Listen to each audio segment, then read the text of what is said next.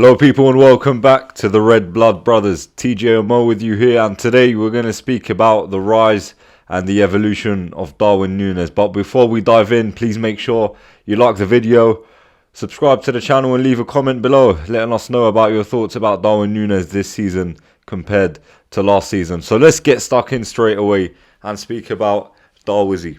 Darwin Nunez really is becoming that complete number 9 that Jurgen Klopp wants him to be, and what we saw as fans that he had the potential to be. Yeah, and just to add on to that, Darwin Nunez has become such, a brilliant player compared to last season. Last season, I remember like he was at the start he was struggling to find his form, but we saw glimpses of the player that he has become and is definitely going to improve and become an absolutely exceptional number 9. But last season I was very concerned. Every single time he got the ball, I was unsure whether or not he was going to make the right pass because last season he was very, very nervous. I wouldn't say from start to finish, but a huge chunk of the season, when Darwin was playing, every time he would receive the ball, he would be very erratic, very nervous. He wouldn't know what decision to make with the ball. And that, it made a lot of us concerned about whether or not he was the right man for us. But this season, I'm not saying he's the completed article. Obviously, there's always room for improvement. But man, the improvement he's made from last season is astounding, and I'm so happy to see it. Yeah, and a lot of fans could eat their words now about Darwin Nunez. Yeah. Last season, they wrote him off straight away. And look, it's just it's stupid, really, that some fans and even pundits don't really give players time to settle in. Some players do not hit the ground running. Not every player is, let's say, a Mohamed Salah when he came back to the Premier League with Liverpool and hit the ground running, or Haaland. Not every player is that. Some players need time to adapt to the style of football that the team play. Jurgen Klopp plays a very specific type of football, and not anyone could come in and hit the ground running with the way Jurgen Klopp wants them to play. On top of that, a new country, a new language, a new league, a faster league than the Portuguese league. And so many people wrote him off last season. So now you could eat your words, because Darwin Nunez is becoming one of the best number 9s in the Premier League. Firstly, his technical ability. Last season we saw, I think last season, a lot of people didn't know where Darwin Nunez would fit in. Yeah. Especially after Cody Gakpo came in and started to play that false 9 Firmino role. And he was playing on the left a lot because we had Luis Diaz out and we had Jota. So we had Darwin Nunez with all his attributes playing on the left wing, trying to cut in, which really just was not his game. But even then, he was having a big impact on games. He was always causing problems for defenders. I would hate to be a defender and play against Darwin Nunez. Even Gary Neville said that. Even as he was playing last season on the left wing. Yeah, I mean, he's been, like I said, even despite the fact last year in a lot of games he showed a lack of composure, a lack of good decision making. He would lose the ball often. You could still see glimpses that he would be a top number 9, and I think he's growing into that position phenomenally, because this season so far I've seen nothing but class from Darwin Nunez. Like I said, there's always room for improvement, but if you look at how he's carrying the ball, how he takes on players, he's shooting. I don't even remember him shooting last season as often as he's shooting now. Like he's taking, like yesterday. Like, do you really think you see yesterday's goal? Do you think he would have taken a shot like that last season? Yeah, absolutely not, because he just didn't. He didn't have the confidence, and obviously everyone was writing him off. But you know what, let me ask you something. We paid 80 million for him. Yeah, when you pay that much for a player, it's expected for them to hit the ground running, because we're guilty of slagging off other players as well that don't hit the ground running. For example, look at Anthony at United or Jadon Sancho. When you pay big money for a player, they have to hit the ground running. Do you not think?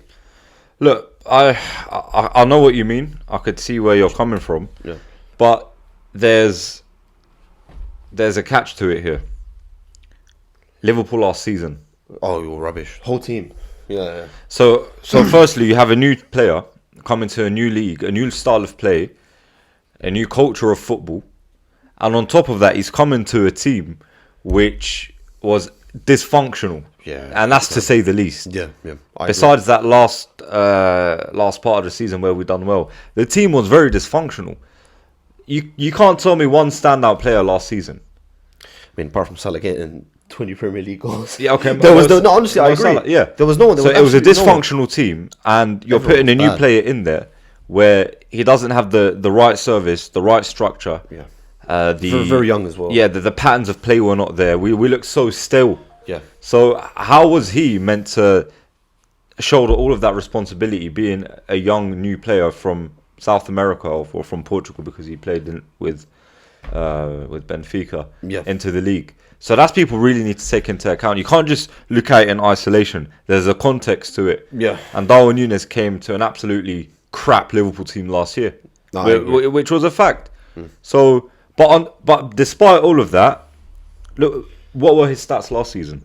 I think he got more than. I think in all comps he got about. I don't know if it was more than 20 goals or just under a little bit, but he did score goals. Obviously not as much as Haaland or other elite strikers, but like I said, you saw glimpses of the player that he would become. Yeah. Do you not think, bro? Like, yeah, 100%. I think his stats. Okay, look, he does. I'll be honest though, he does waste a lot of chances as well. Yeah. So he had, despite him being rubbish last season, he had 15 goals. Nice. Scored, if I'm not mistaken. Yeah. And 4 assists, was it? Yeah. Yeah. That's right. I mean, look, at the end of the day, look, I understand. So, yeah. I understand. But then there fans was, when they again, when they criticize. Yeah. So we look at that last season, but what we did also see, which is right to criticize, was there was a lot of rough edges. Yeah. The touches, the erratic nature. erratic nature, the misplaced passes. Sometimes he'd trip over his own feet. Yeah, man. I thought it was like Andy Carroll 2.0. Nah, see, it did. See that there was a lot of that, to be honest, last season, and I think that's where the slight worry was coming in with Darwin Nunez. Yeah, and everyone, I understand, when players are bought for such a big price tag, there is a massive burden on their shoulder to come in and hit the ground running and start performing straight away and be spectacular players. Now, unfortunately, that's not the player's fault if they don't grow into that, position and find their form straight away. The market is inflated. Yeah. So that's something we can all agree on. And I also think, because obviously the season he joined, the season before that when we challenged for the league, obviously it was us and City going toe to toe. So I think there was an added pressure of him having to compete with Haaland. Yeah. Because obviously Haaland being a very established and great striker, Nunez, there was obviously all that talk on social media. And obviously social media affects players. We can't deny that. He must have seen all the comparisons being made. I'm not saying that was the only reason he wasn't able to form, but that could have been a factor that has to be considered. But listen, man, let's talk about him this season. Yeah. This season, bro, he's been honestly like. Sometimes I don't understand why he doesn't start Darwin Nunez. I think he Klopp has started him, but like, for example, this is the question I'm asking. I'm gonna ask you this, TJ. Do you think Darwin is more impactful coming off the bench or as a starter? No. Look, what he did against Newcastle was that was a masterclass. 2 goals, man. 2 absolutely world class finishes. So everyone starts to think, we do have that threat off the bench, but Darwin Nunez didn't come in to come off the bench. You could see the raw talent. He's everything you want in a striker. He's tall, he's powerful, he's got speed, he can take players on. He doesn't stop running as well. He's got bags of energy, Yeah. and he's got a really good shot on him. He can work on his finishing, but I mean, you don't have to be a absolutely great finisher like Robbie Fowler or modern day example Erling Haaland, right? So many forwards, like remember Luis Suarez? How many chances did he miss? Oh, so many easy chances he would miss, but then he'd score goals that we think, oh my god, how did he score that? And he'd still score 30 plus goals a season. So that's Darwin Nunez. He would miss chances, but he would still score, and that's the type of striker he is. I mean, if we look at some of his stats this season already,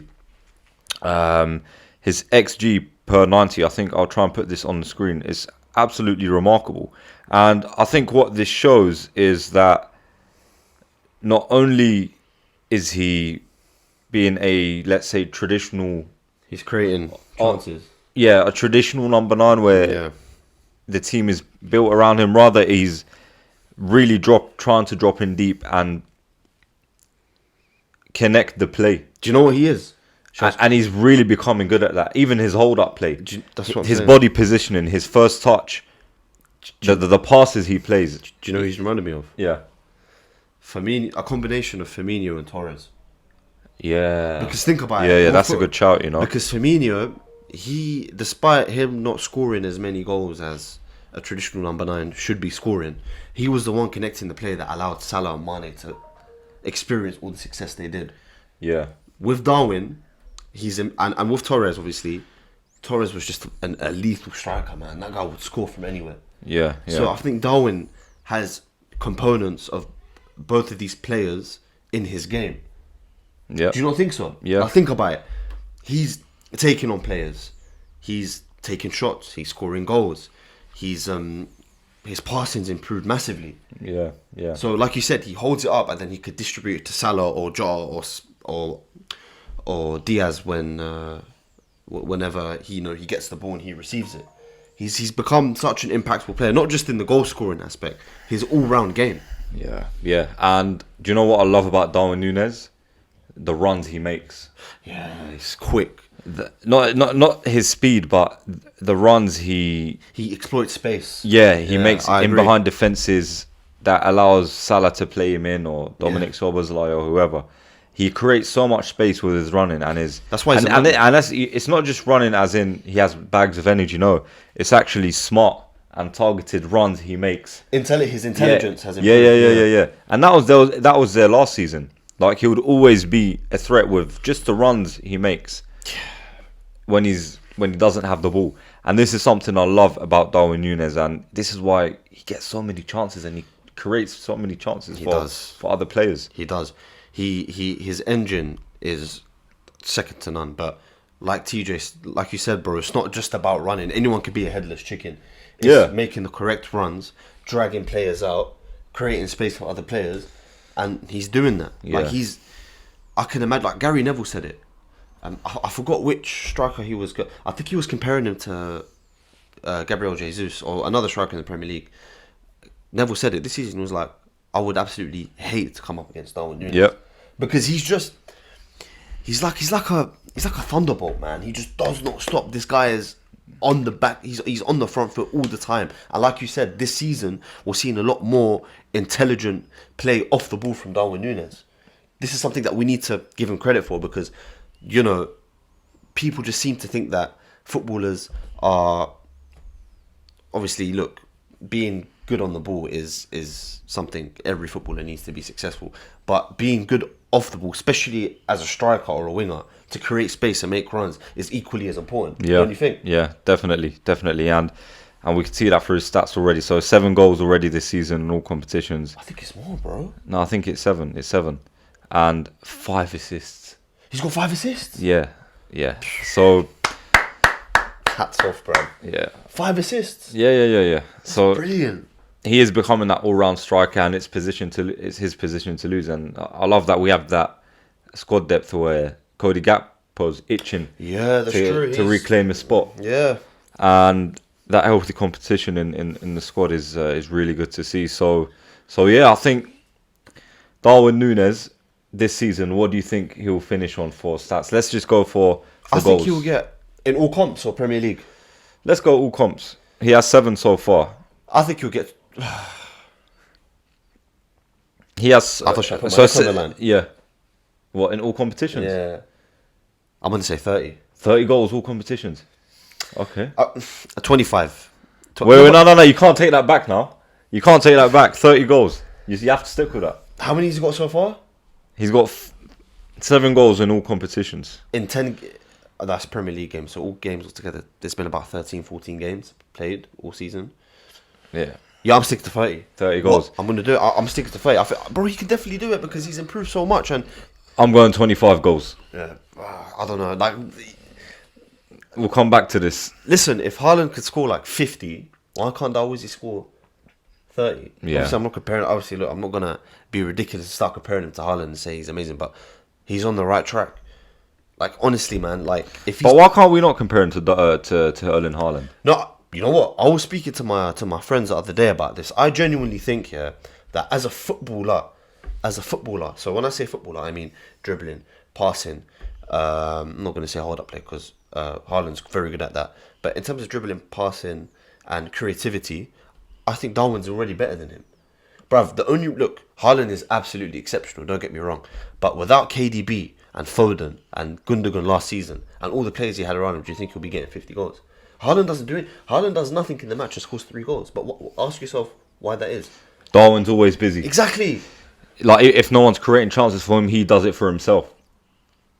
There you go. Yeah. He's got the potential, bro. Yeah, And definitely. Yeah, I'm sticking 30 goals. Why not? I've got to back Let's him, go. man. 30 goals for Darwin Nunez by the end of the season. Let us know what you think. Let us know what you think, guys, in the comments. If you enjoyed that, please make sure you subscribe to the channel, like the video. It really helps with the growth of the channel, the YouTube algorithm and all that sort of stuff. So, yes, please let us know what you think as well, and we'll see you again very soon. Up the Reds.